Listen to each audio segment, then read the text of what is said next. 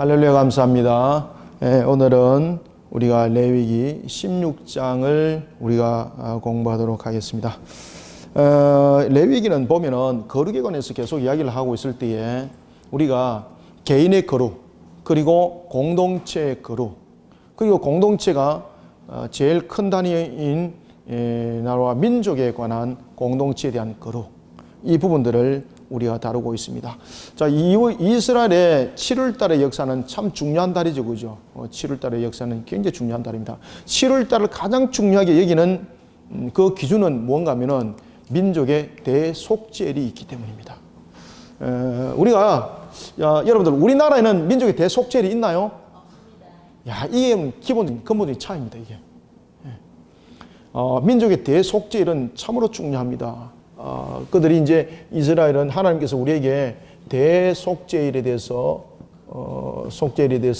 그 날을 제정하는데 이 날이 7월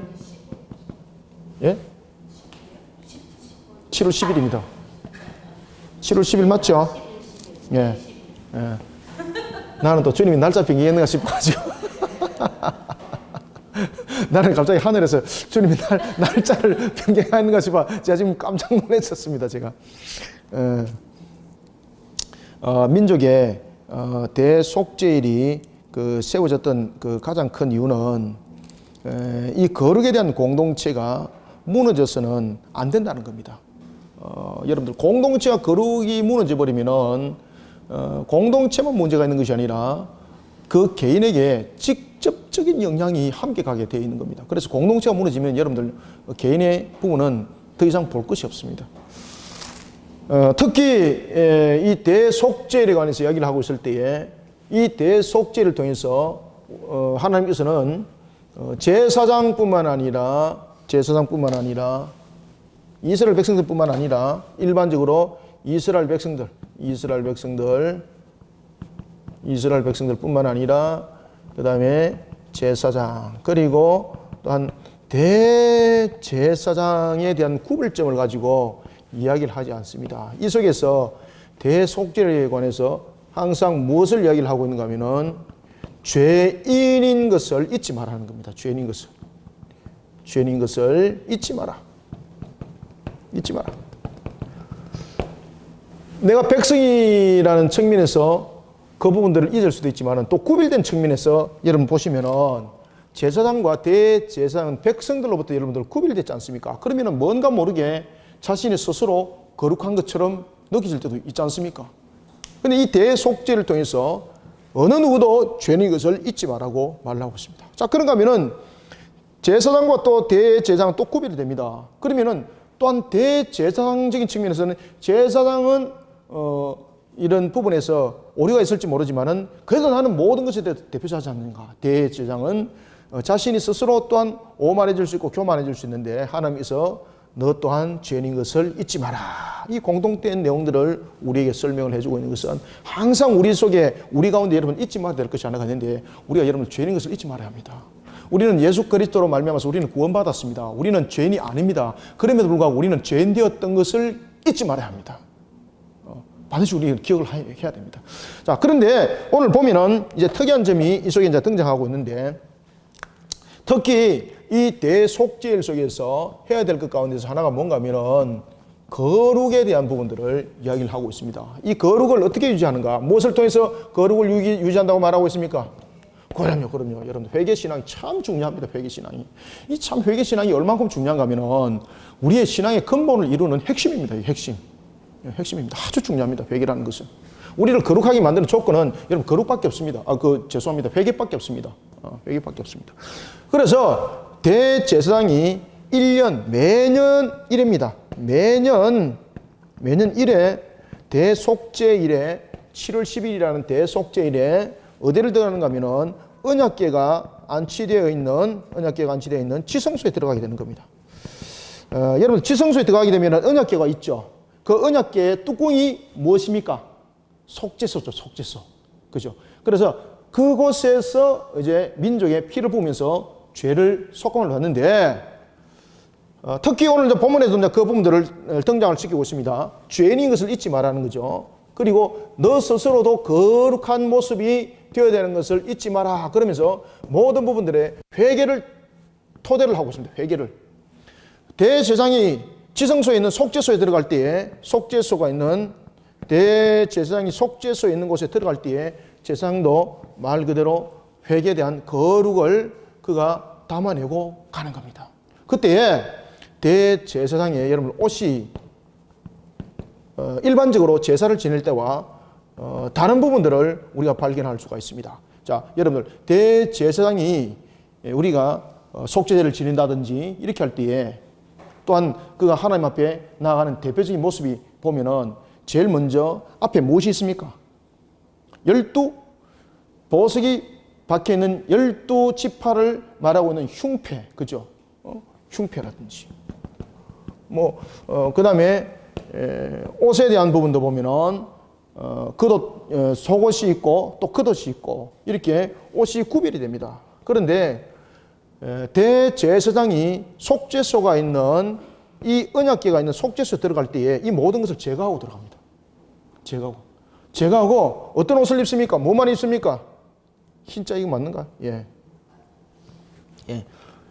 흰색으로 되어 있는 거룩의 옷을 입고 그가 들어갑니다. 모든 것을 다 떼냅니다. 금붙이라든지, 금붙이라든지. 그 다음에 심지어 12보석이 있는 그 흉패까지 다 내려놓습니다. 다 내려놓고 오직 죄에 대한 고백만을 가지고 하나님께 나가는 겁니다. 자, 오늘 우리는 이러한 내용이 16장을 통해서 속죄를 통하여 우리의 모습들을 다시 한 번 더 우리가 되짚어보고 간추려보는 시간을 가지도록 하겠습니다. 자, 본문은 길지만은 뭐 그렇게 길게 하지는 않겠습니다. 제가 그냥 대충 간추려서 여러분들에게 말씀도 드리고 그리고 본문도 전체적으로 읽을 거는 읽고 넘어갈 거는 넘어가고 그렇게 하겠습니다. 자, 그러면 먼저 우리가 기본적으로 한번 읽어봅시다. 자, 1절부터 5절까지는 한번 읽어봐야 되겠네요. 시작. 아론의 두 아들이 여호와 앞에 나아가다가 죽은 후에 여호와께서 모세에게 말씀하시니라. 여호와께서 모세에게 이르시되 네 형 아론에게 이르라. 성소의 휘장 안 법궤 위 속죄소 앞에 아무 때나 들어오지 말라. 그리하여 죽지 않도록 하라. 이는 내가 구름 가운데서 속죄소 위에 나타남이니라. 잠깐 아멘. 여기까지 하고 3, 4, 5절 다시 읽읍시다. 왜냐하면 안에 좀 설명 좀 드리겠습니다. 자, 여러분들 아론의 두 아들들이 왜 죽었습니까? 아론의 두 아들들이 여러분들이 잘 아시는 것처럼 죽은 가장 큰 근원은 뭔가 하면은 그들이 속에 담고 있는 하나의 타락함이죠. 그죠? 그래서 우리가 그 내용들을 읽어가면서 그들이 이방 문화에 젖어들어 있던 그런 독주에 대한 부분들을 그가 취했다라고 우리가 볼 수가 있다. 왜냐하면 그 당시에 이방인들이 하는 그런 우상 숭배적 요소를 그들은 완전히 탈피하지 못했고, 그렇지만 겉으로 볼 때는 부장단도 가져갔고 겉으로 볼 때는 전부 다 법규를 다 지켰죠. 그런데 하나님께서는 그 속을 보시죠. 그리고 하나님께서 다른 불을 들였다 그러지 않습니까? 그래서 쳐버리는 거죠. 하나님께서 깜짝 놀라는 거예요. 여러분들 만약에 아론이 자기 아들들이 진짜로 이방인들이 쓰는 어떤 항로를 갔다든지 그러면은 여러분들 아론이 막았습니다. 아론이 모세가 막았습니다. 모세가 아시겠습니까? 그래서 그들이 들고 왔던 항로는 전혀 문제가 없었어요. 그들의 모습들은 무엇이 문제였습니까? 우상인들이 드리고 있었던 우상의 방식에 있었던 그 독주가 문제였던 거죠. 그래서 하나님께서 그걸 쳐버린 거죠. 얼마나 충격적인지 모릅니다. 그것을 다시 이야기를 하는 거예요. 그래서 속죄라는 부분들을 담기 전에 제일 먼저 아론의 두 아들들 기억하라는 거죠. 아론의 두 아들들. 왜 그들이 죽었는가? 뭐 때문에 죽었습니까? 죄 문제. 여러분, 죄 문제. 저와 여러분들은 항상 우리가 잊지 말아야 될 것은 우리가 하나님 앞에 항상 죄인 된 모습이라는 것을 우리가 잊지 말아야 되는 것입니다. 그러면서 보십시오. 2절에 보면은 모세에게 이르되 네 형 아론에게 이렇게 말이라. 성소의 휘장 안 법궤가 있는 속죄소, 다시 말하면 법궤 위, 여기 여러분들이 그 언약궤라면은 여기 이제 그 두 천사가 이렇게 쳐다보고 있지 않습니까? 요 뚜껑이 이것이 무엇이라는 겁니까? 그렇죠. 여기 속죄소입니다. 여기 속죄소. 아시겠죠? 언약궤에 있는 뚜껑. 이 부분이 속죄소가 되겠습니다. 그 속죄소는 아무나 들어갈 수 없다는 거죠. 지성소 안에 있는 이 언약궤 위에 있는 속죄소를 바라볼 수 있고 그 위에서 제사 지내는 것은 바로 회개에 대한 제사라는 거죠. 회개에 대한 제사는 대제사장이 민족의 대속죄일에만, 대제사장도 아무 때나 못 들어오고 1년에 한 번 민족의 대속죄일인 7월 10일 그 날만 들어오라는 거죠. 그래 하나님께서 뭐라고 말씀하시는가 하면 다른 날 들어오면은 너는 나에 대해서 거룩을 손상한 거로 너는 살아남지 못하는 겁니다. 그래서 여러분들이 7월 10일이라는 것은 왜 하나님께서 명기를 하고 있는가 하면은 이 7이라는 이 7월 자체가 이스라엘 백성들에게 말 그대로 완전수를 우리에게 설명하고 있다면은 열이라는 것은 무엇을 담고 있습니까?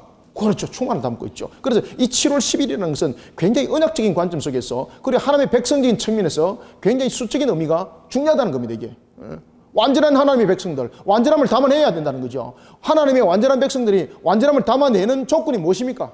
속죄, 죄사함, 회개. 그렇죠. 그래서 우리가 완전함과 그리고 우리가 하나님 앞에 충만함을 담아낼 수 있는 조건인 우리에게는 없다는 거죠. 우리 스스로에게는 없다는 거죠. 그러면은 7월 10일 날 하나님 앞에 속죄소에 드려졌던 이 내용들을 통해서 우리가 하나님 앞에 하나님이 우리를 완전케 해주시고 우리를 충만하게 해주셔서 하나님의 완전한 백성의 모습을 우리에게 삼는 것이 있는데 그것은 우리 스스로의 능력으로 되지 않고 우리의 어떤 모습으로도 되지 않는데 우리를 완전케 하고 충만하게 하는 것이 있는데 그것이 뭔가 하면은 바로 우리로 거룩하게 하는 회개, 속죄함이 있다. 속죄. 이런 속에 우리는 백성으로서 완전함을 담아낼 수 있고 충만함의 모습이 될 수 있는 겁니다. 그래서 7월 10일 날 하나님께서 속죄, 민족 속죄, 대속죄를 지내라는 거예요. 여러분들 아시겠습니까? 그래서 아까 이제 7월 14일이라 그래서 이거 혹시나 주님께서 뭔가 모르게 야 이거 내가 알고 있는 거 외에 뭔가 이 특별하게 뭔 제정했는가 싶어 제가 깜짝 놀래가지고 농담이고요. 그래서 이런 의미들을 함께 담고 있습니다. 그래서 이 속죄 날 7월 10일에만 들어오라는 거죠. 7월 10일에만. 다른 날 들어오면 어떻게 한다는 게 아닙니까? 하나님의 거룩을 손상시킨 거로 용서받지 못한다는 거죠. 그래 우리가 가장 근본적인 것들은 하나님의 법도와 규례 속에서 우리를 온전하게 만들어가는 회개신앙이 너무나도 중요한 것이고 그리고 그 신앙을 바라보면서 우리가 하나님의 법도와 규례를 지키는 것 너무나도 중요하다. 그죠? 7월 10일 말고는 들어오면 안 된다는 이야기는 하나님의 법도와 규례를 지키는 것이 그만큼 중요하다. 이 강조하고 있는 겁니다. 이게. 그래서 그날 외에 들어오면 죽는다는 거죠. 그래서 이런 의미들을 여러분들 레위기를 통해서 다 함께 보셔야 되는 거예요. 그래서 이런 의미들을 여러분 알 때에 나중에 요한계시록이 굉장히 세밀하게 눈에 보이게 되어 있습니다. 이 부분들 자체가. 그래서 속죄 위에 죽지 않도록 해라. 아무 때나 들어오면 안 된다. 그죠? 아무 때나 들어오면 안 된다를 통해서 여러분들은 어떤 내용들을 써내려가야 됩니까? 하나님의 정한 때에만 들어와야 된다는 것은 하나님의 법도를 지키라는 이야기입니다. 하나님의 법도를 안 지키면 안 된다는 겁니다. 백성은. 그래서 하나님의 법도를 안 지켰을 때는 살아남으려고 생각도 하지 말라는 거죠. 너가 완전하고 충만함을 채우려고 꿈도 꾸지 말라는 거죠. 이게 제가 만들어낸 것 아닙니다. 그래서 이런 부분들을 여러분들이 잘 상기시켜야 됩니다. 그래서 사람의 방법으로 자기 생각대로 들어오면 안 된다는 겁니다. 인본주의, 세속주의를 완전히 탈피하라는 겁니다. 세속주의, 인본주의를 완전히 탈피시켜라. 그리고 난 뒤에 3절에 보면은 아론이 성소에 들어올 때 어떻게 하라? 반드시 속죄 제물을 가지고 오라는 겁니다. 자, 여러분들 민족의 속죄를 드릴 때와 개인의 속죄를 드릴 때 예물이 다르죠. 그죠?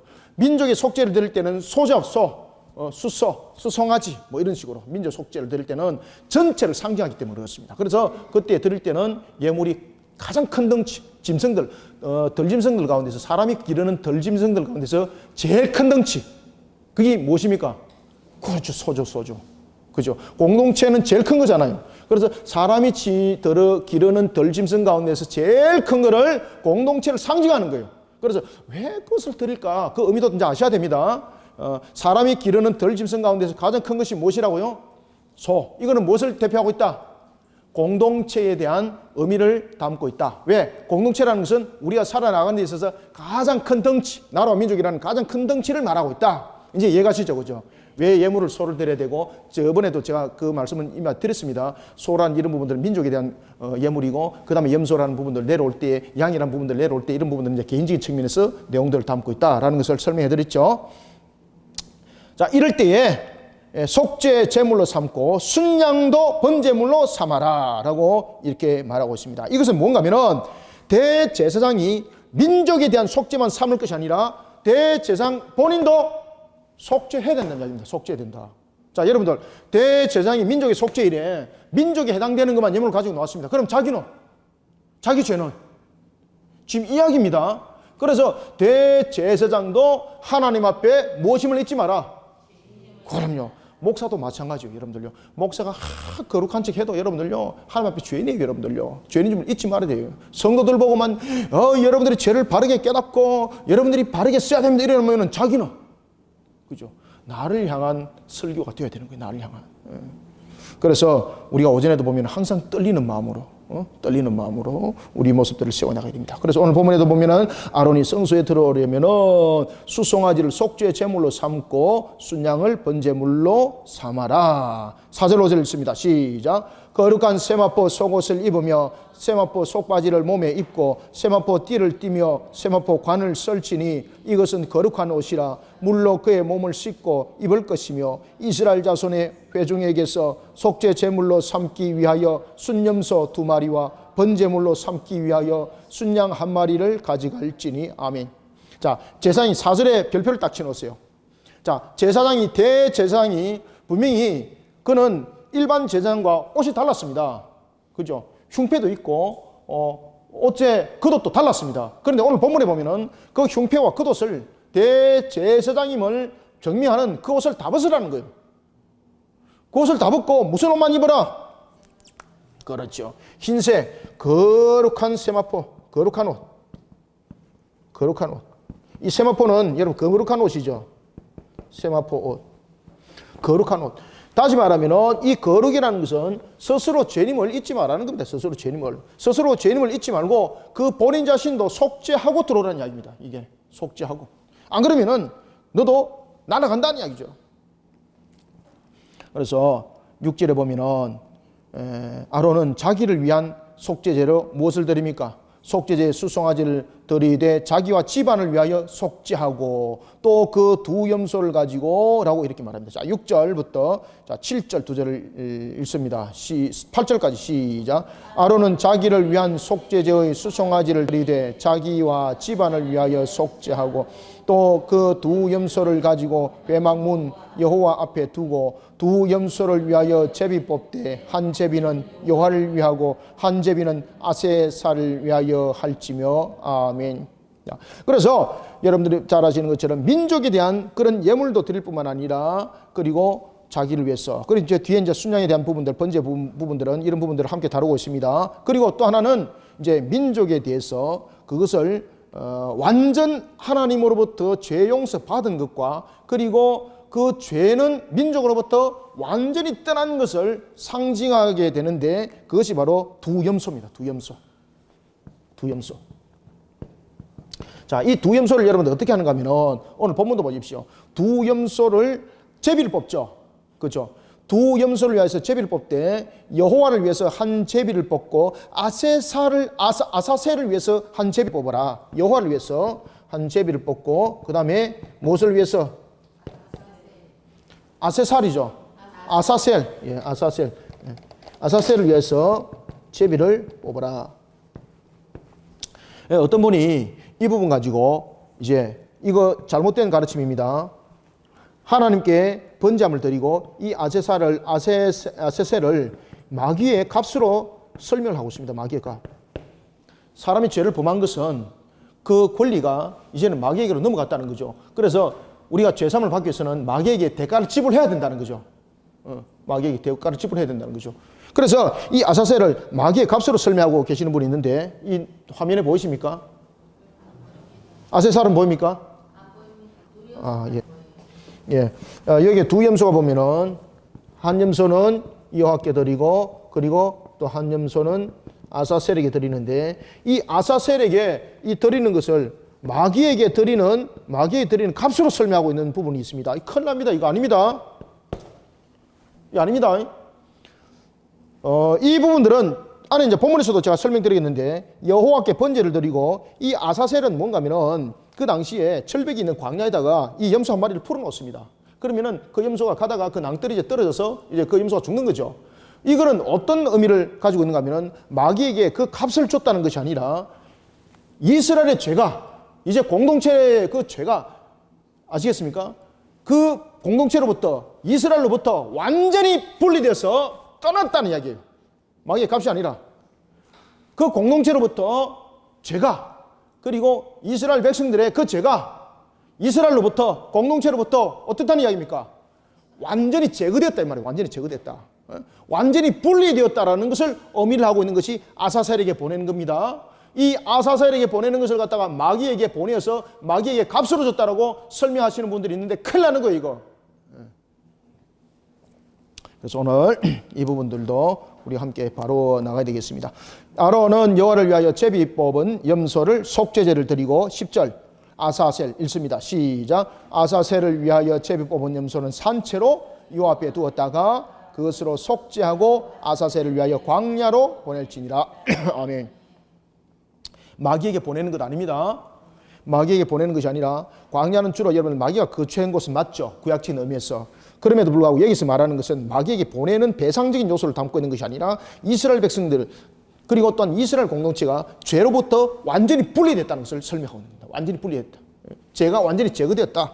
이것을 말하고 있는 것입니다. 자, 이제 10절에 보면은 이런 가운데 아론은 자기를 위하여 속죄제에 수송아지를 드리고 또 자기 집안을 위하여서 속죄하고 자기를 위한 속죄제 수송아지를 잡고 이 전체가 다 대표성을 가지고 있는 겁니다.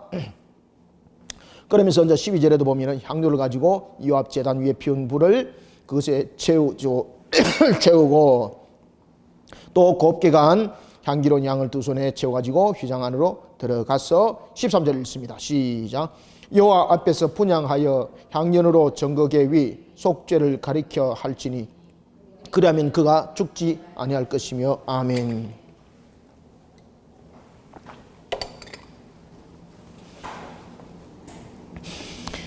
향가루를 불 위에 뿌려서 가루가 타게 하는 것입니다. 이것을 하나님께서 온전하게 받으신다는 겁니다. 그리고 또한 14절에서도 보면은 하나님의 영광이 임하는 그 방향, 그것이 동쪽이죠. 그 동쪽에 하나님께서 속죄소에 자정하실 때에 그 뿌린 피를 보고 또한 백성들의 죄를 사해 주실 것을 나타내고 있는 겁니다. 그래서 이 동쪽이라는 것은 그런 의미를 가지고 있고 그리고 동쪽에 7번 뿌렸다는 것은 이와 같이 하나님의 완전한 죄산, 속죄함 이것을 담고 있는 것입니다. 자, 동쪽은 어떤 의미를 담고 있다? 하나님의 임재의 방향. 에스겔서도 여러분 그렇게 이야기를 하고 있죠. 하나님께서 동쪽을 향해서 하나님의 영광이 들어오는 문이고 그리고 또한 그곳에 영광의 빛을 비추게 하고 라고 이야기를 하고 있는 것처럼 동쪽이라는 것은 어떤 의미를 담고 있다고 이야기를 하고 있습니까? 하나님의 영광이 임하는 것. 그리고 동쪽에 피를 7번 뿌렸다는 것은 이와 같이 하나님의 영광이 임하는 그곳에서 하나님이 그 죄를 7번이라는 것은 완전하게 용서를 해줬다는 이야기입니다. 의미를 아시겠죠? 하나님께서 그 죄에 대해서 어떻게 하셨다? 완전히 용서하셨다. 그래서 그것을 몇 번이라고 말한다? 그렇죠. 이게 여러분 상징적이고 의미적인 숫자입니다. 그래서 이 7번 뿌렸다는 것은 미신적인 측면에서 하나, 둘, 셋, 넷, 다섯, 여섯, 큰일 났다. 7번 내가 8번 뿌렸을까? 9번 뿌렸을까? 이런 그 상징적인 의미적인 그런 미신적인 숫자를 말하고 계시는 거 아니라 이것은 정확하게 7번이라는 숫자를 설명하기도 합니다만은 이 7번이라는 것은 하나님이 그 죄를 완전히 용서하셨다 이 뜻입니다. 이게 피를 7번 뿌렸다는 거죠. 피를 7번 뿌렸다는 것은 하나님께서 그 대속에 대한 피에 대해서 용서를 완전히 받았다는 이야기입니다. 그죠? 하나님이 여러분 그 용서 안 받을 수도 있죠. 하나님이 그것을 안 받을 수도 있는 거예요. 그런데 하나님께서 그것을 모든 것을 용서해 줬다는 것은 그 속에 하나님의 은혜가 있다는 겁니다. 이것이 하나님의 속성의 교통입니다. 속성의 교통 배웠죠? 하나님의 속성은 교통을 합니다. 그죠? 공의 속에 하나님의 사랑의 속성이 있고 자비의 속성이 있고 그리고 창세기 2장 17절에 반드시 죽으리라는 그 발동 속에 창세기 3장 15절이 함께 나중에 작동되죠. 그것은 뭔가 하면 공의의 속성과 하나님의 사랑의 속성들 이런 부분들이 함께 작동을 했기 때문에 사람이 그 속에서 바로 죽지 아니하고 연수로 통해서 사람의 생명이 이어지면서 사망에 이르게 되는 거죠. 그리고 또 하나는 사람이 사망에 이르게 하는 것은 두 가지 특징을 가지고 있다. 첫 번째는 죄로부터 단절이고 그죠? 하나는 죄로부터 단절이라는 것은 하나님께서 베푸시는 은혜죠. 죄가 그 이상 계속하지 못하도록 하는 것. 또 두 번째는 형벌적인 측면이 있다. 죄에 대한 값에 대한 사망. 이런 부분들을 함께 담고 있는 겁니다. 자, 오늘 본문에도 우리에게 말하고 있는 것은 7번이라는 것은 이런 하나님께서 우리에게 말씀하신 그런 의미적인 상징적인 것들을 담고 있더라. 피를 7번 뿌렸다는 것은 하나님께서 그 죄를 완전히 사셨다, 용서하셨다. 이것을 동쪽에서 7번 뿌린 피는 14절은 그것을 말하고 있더라. 자, 이런 속에 15절 또 백성을 위한 속죄제 염소를 잡아가서 그 피를 가지고 휘장 안에 들어가서 그 숫송아지 피와 행함같이 그 피로 행하여 속죄소 위와 속죄소 앞에 뿌릴지니라고 이렇게 말을 하고 있습니다.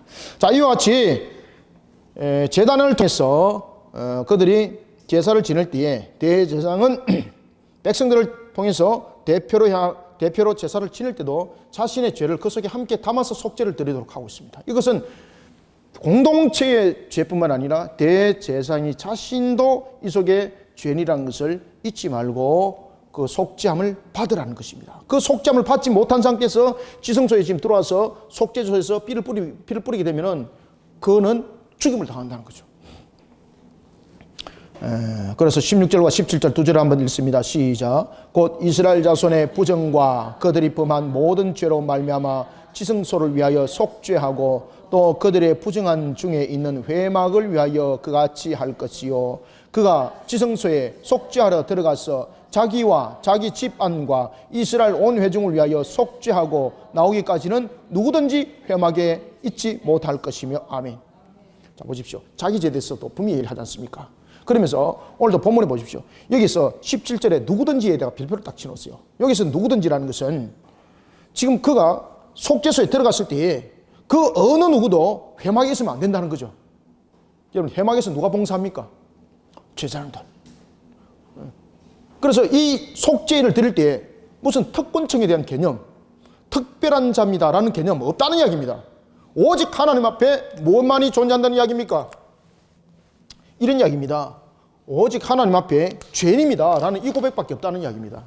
그래서 아무도 그곳에 머물지 말라는 것은 제사장들도 그곳에서 물러나라는 이야기입니다. 제사장들도. 그러면은 이 개념은 무언가 하면은 오직이라는 속에서 오직 죄인이라는 것. 이 자체가 성립되는 겁니다. 그러니까 이 속에는 내가 죄인입니다 라는 신앙의 고백이 함께 담겨지가 있는 것입니다. 따라서 17절에 누구든지 회막에 있지 못할 것이라는 것은 제사장도 죄인이라는 겁니다. 제사장도 죄인이라는 겁니다.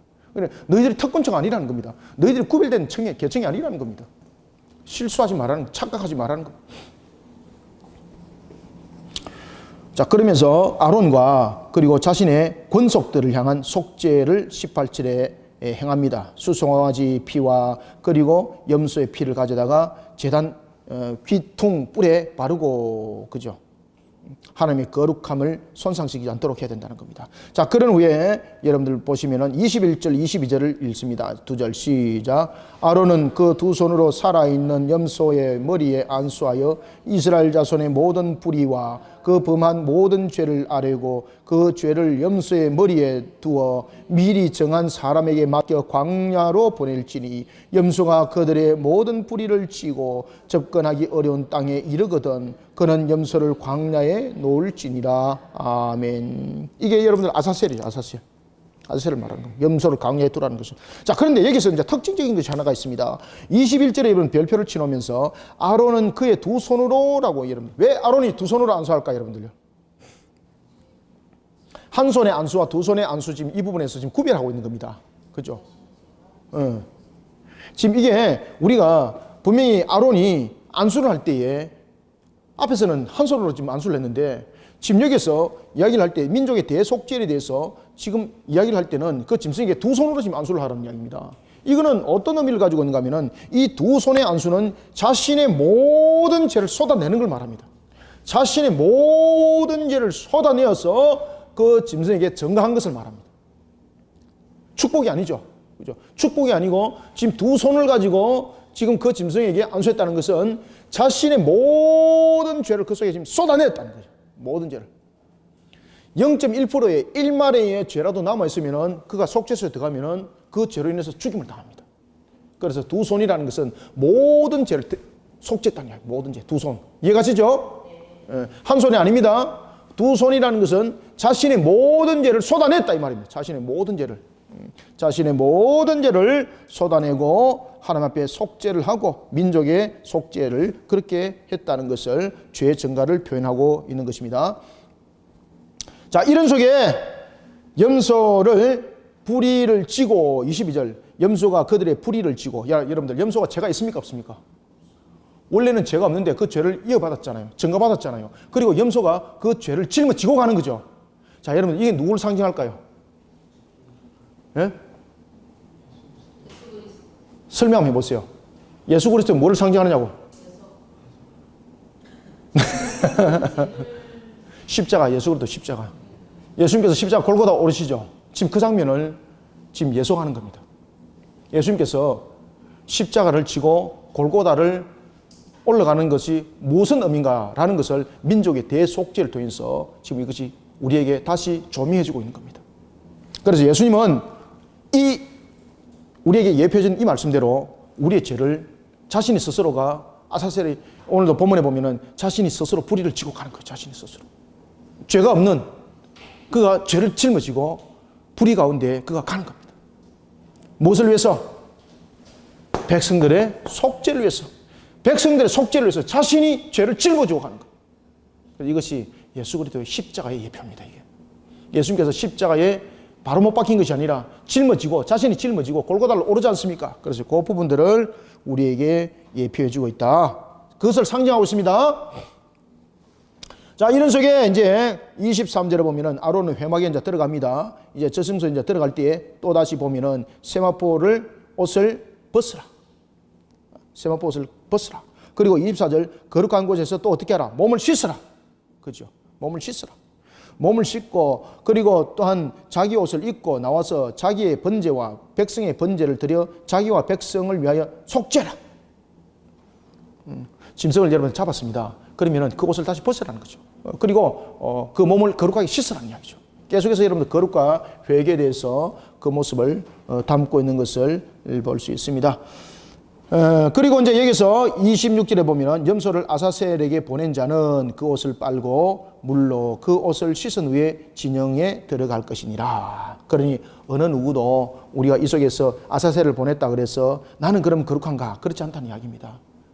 그런 속에 항상 우리가 잊지 말아야 될 것은 어떤 순간도 어떤 단계 속에서도 내 스스로가 거룩은 없다는 것을 항상 잊지 마라. 항상 잊지 마라. 그래서 어떤 관계 속에서도 항상 거룩을 씻어내는 자가 나를 씻어내어서 거룩한 자가 되도록 해라. 거룩한 자. 거룩을 씻어내는 것은 아닙니다. 씻어내어서 거룩해지라는 이야기입니다. 자, 그리고 이제 27절에 보면은 특히 이제 속죄제를 드릴 때에 자, 보십시오. 가죽과 고기와 똥은 어디로 내다 불사릅니까? 왜 가죽과 고기와 똥은 밖에서 불사릅니까? 그전에도 배웠잖아요. 무엇이 성립이 안 되기 때문에 드려진 예물로 성립이 안 되는 거죠. 드려진 예물로 성립이 안 되니까 이 자체가 속죄 예물은 말 그대로 여러분 이제 잘 아시는 것처럼 속죄로 번제로 드리는 것인데 이것은 지금 속죄 예물로 지금 드린 것이 아니잖아요. 그럼 진영 안에 남아있으면 안 되는 거잖아요. 그래서 이것을 진영 밖에서 다 태워버리는 거죠. 진영 밖에서 다 태워버리는 거죠. 그러니 우리가 어떤 부분도 우리의 신앙적인 측면에서 하나님의 법도와 규례를 지키는 데 있어서 어떤 부분도 내가 만들어내는 허점들이 없도록 하라는 겁니다. 그러면 내가 만들어내는 허점들이 없도록 하기 위해서는 무엇을 지켜라? 오직 하나님의 법에 따라, 법도에 따라 자신을 거룩하게 만들어가는 자가 되어라.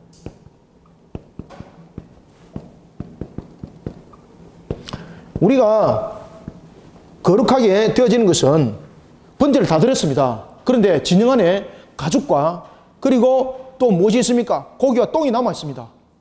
그죠? 그냥 모르고 그냥 한쪽 꼬투리 놔놨습니다. 그러면 그 제사는 거룩이 성립됩니까? 안 됩니까?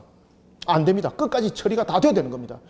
이런 모습 속에서 우리는 어떻게 우리 자신들을 거룩하게 만들어 가야 되는가? 회개라는 부분도 마찬가지입니다. 이 회개라는 부분들이 나의 어떤 반성의 요건이 아닙니다. 이 회개라는 것은 우리가 오직 하나님의 말씀 안에 살아가겠다는 우리의 모습들을 다시 한 번 더 조명하고 우리가 용서를 구하면서 그렇게 살아나가는 모습이 함께 빚어지는 것이 진정한 회개입니다. 말로는 회개를 했는데 우리의 모습 속에서 회개는 나타나지 않습니다. 이건 진정한 회개가 안 되는 거죠. 그러면 그것은 똥과 가죽과 고기가 진정 안에 남아있다는 이야기입니다. 이건 진정한 회개가 성립이 안 됐다는 이야기죠. 그럼 그것은 거룩성이 없는 겁니다. 그런 상태에서 속죄소 들어가게 되면은 이거는 죽는다는 이야기입니다. 그러니 우리의 거룩의 성립은 끝까지 모든 것이 하나님의 법도에 따라라. 하나님의 법도에 따라서 우리는 거룩을 만들어가는 자가 되어야 된다. 얼마나 쉽습니까? 만약에 우리 스스로 우리의 능력으로 만약에 거룩을 찾으라 그랬다면 우리는 거룩해질 수가 없습니다. 왜? 실수할 수가 있으니까. 그런데 하나님께서 모든 것을 정해주신 것을 따라서 한다는 것은 쉽잖아요. 그래서 우리가 어떤 신앙이 되어야 되는가 하면 하나님의 법도와 규례를 따르는 신앙이 되어라. 너무 쉽다. 특히 우리가 신앙을 할 때에 하나님의 법도와 규례를 따르는 신앙을 해라. 이것이 가장 신앙을 하기에 쉬운 방법이다. 우리에게 가르쳐주고 있다 말할 수가 있겠습니다. 자, 그러면서 29절에 보면 너희는 영원히 이 규례를 지키고 그리고 일곱째 달 곧 그 달 10일에 너희들은 스스로 괴롭게 하고, 이게 여러분 무엇입니까? 이게 종일토록 금식할 뿐만 아니라 온종일 회개하는 겁니다. 이거 옆에다 써놓으십시오. 여기서 스스로 괴롭게 하라는 것은 내가 이 날짜를 기억하리라 이러면서 손가락 찌르고 이런 거 아닙니다. 나를 괴롭히고 이러는 건 막 몸에 막 문신내고 이런 거 아닙니다. 여기서 나를 괴롭힌다는 것은 회개입니다. 회개. 온종일 회개하는데 이때는 심지어 곡기를 다 끌어내는 이야기입니다. 온종일 자신의 죄를 통회하면서 회개하는데 여러분 먹을 여유 시간이 어디 있습니까? 그죠? 그래 진지한 회개를 담고 있는 거죠. 진지한 회개를. 진지한 회개를. 옆집에서 어때 전화번호 돌려가지고 통각시켜가지고 배달해가지고 내가 회개하리라 이러면서 막 이런 절기라는 것이 아니라 정말로 나의 이 죄를 괴로워하고 그 속에서 통념 속에서 모든 것을 잊어버릴 정도로 진지한 회개를 해내라. 진지한 회개를 해내라. 이것을 우리 속에 담고 있습니다. 그러면서 그 회개는 너희들 중에 거류민도 그렇게 하라. 왜? 여기서 말하는 본토인이든지 거류인이라든지, 거류민이라는 것은 그냥 여러분 나그네거든요. 그런데 여기서 거류민도 그렇게 하라는 것은 아무나 이방인을 그렇게 하라는 것이 아니라 그들과 여호와 신앙으로 함께할 자들, 그들과 여호와 신앙으로 함께할 자들, 그런 자들에게도 이와 같이 동일한 규례를 지키도록 하라. 그리고 31절만 읽습니다. 시작. 이는 너희에게 안식일 중에 안식일인즉 너희는 스스로 괴롭게 할지니 영원히 지킬 규례니라. 아멘. 안식일 중에 안식일은 무엇을 말합니까? 그렇죠. 대속절입니다. 이 대속절이 안식일 중에 안식일입니다. 가장 큰 안식일. 그래서 7월 10일이 그 이스라엘 백성들 가운데서 1년 중에서 아주 중요한 달입니다. 아주 중요하고 아주 중요한 날입니다. 그리고 34절 함께 읽습니다. 시작. 이는 너희가 영원히 지킬 규례라. 이스라엘 자손의 모든 죄를 위하여 1년에 한 번 속죄할 것이니라. 아론이 여호와께서 모세에게 명령하신 대로 행하니라. 아멘. 별표를 어디다 치놓는가 하면 1년에 한 번씩 치놓지 마시고 맨 끝에 아론이 여호와께서 모세에게 명하신 대로 했더라. 거기다 줄 딱 끊었어요. 그 내용이 바로 이겁니다. 이거. 오직 하나님의 법도에 따라서 거룩하게 만들어간 자가 되어라. 오늘도 우리가 레위기 16장을 통해서 우리의 신앙의 모습들을 바르게 세워나가고 또한 우리가 하나님의 거룩한 백성으로 세워지는 것은 우리의 의지적이고 우리의 어떤 능력적인 측면에서가 아니라 하나님의 법도를 지켜 준행하는 것 속에서 그 길들은 있다고 우리에게 말해주고 있습니다. 여러분, 하나님께서는 불변하신 하나님이십니다. 우리에게 언약하셨습니다. 생육번성 충만함을 말씀하셨고요. 그리고 또한 신명기 27장에 우리로 하여금 분명히 산업에 대한 축복도 말씀하셨습니다. 그런 부분들은 우리가 오늘도 주신 불변하신 하나님께서 주신 이 말씀을 잘 지켜 준행할 때에 우리 속에 오는 하나님의 은혜의 산물인 것입니다. 우리에게는 능력도 없습니다. 가진 것도 없습니다. 그리 할지라도 여러분, 하나님은 이미 우리를 축복하신 가장 우리를 부유 가운데 뒀다는 사실을 믿으시길 바랍니다. 오늘도 우리는 세상 사람들이 볼 때는 아무것도 없는 것처럼 살아가지만 우리는 가장 부유한 속에 살아가고 있다는 걸 잊지 마시길 바랍니다. 하나님께서는 이미 우리를 부유하게 만드셨습니다. 그런데 우리가 그것을 차고 있는 겁니다. 우리가 오늘도 하나님의 말씀을 바르게 지켜 준행한 속에 우리가 세상 속에 하나님의 영광의 열매와 그 결실이 되어서 하나님의 말씀의 법도와 규례를 따랐을 때에 어떤 열매가 되고 어떤 결실이 있는가라는 것을 우리는 세상 사람들에게 증명해 주는 증명물이 되어야 되고 증거물이 되어야 되고 증인이 되어야 됩니다. 우리는 이런 속에 우리 모든 성도들이 세워지기를 소망합니다. 기도하겠습니다. 살아계신 아버지 하나님, 주께서 오늘도 우리에게 은혜를 다하여 주시고 하나님께서 주시는 은혜 속에 달려갈 때에 오늘도 우리를 거룩하다 말씀하신 것은 하나님이 우리를 거룩한 백성으로 삼았었기 때문이었는데, 그런데 다만 하나 우리는 또한 돌이켜볼 것은 날마다 나의 모습들이 회개 신앙으로 온전히 바로 세워질 수 있도록 성령님이 또한 도와주옵소서. 내가 살아가면서 세상 속에 자만한 모습이 되지 아니하도록 하나님의 거룩한 백성의 그 중심에 서게 도와주시고, 오늘도 주님 앞에 떨리는 가슴으로 세워져 나가는 주의 종이 되게 하여 주옵소서. 세상 사람들이 나를 바라보면서 참으로 하나님이 살아계시다는 것을 발견해보고 또한 증명해 나가는 열매가 되게 하여 주시고, 오늘도 하나님의 거룩한 백성답게 살아가는 속에 주님의 역사 세상 사람들에게 증거해 보이는 증거물 되게 하여 주옵소서. 대속죄를 맞이하여 또한 속죄라는 부분들이 하나의 형식적인 신앙과 우리의 지적인 것으로 받아들이고 끝나는 것이 아니라 이 모습이 우리로 하여금 세상을 담아내고 세상 속의 빛과 소금으로 비춰지는 진정한 가치가 되라고 우리에게 주신 말씀이오니, 오늘도 십자가를 나의 신앙 속에 달게 치고 나의 죄악된 거룩하지 못한 모습들을 십자가의 못을 받고 오늘도 주님 앞에 겸손히 서는 정결한 신앙의 모습들로 나가게 도와주옵소서. 성령님이여, 오늘도 하늘의 문을 열어주시고 우리에게 은혜 담비로 말씀을 주신 것이 우리에게 생명이 되게 하시고 꼴이 되게 하시고 양식이 되게 도와주시옵소서. 예수님의 이름으로 기도드립니다. 아멘.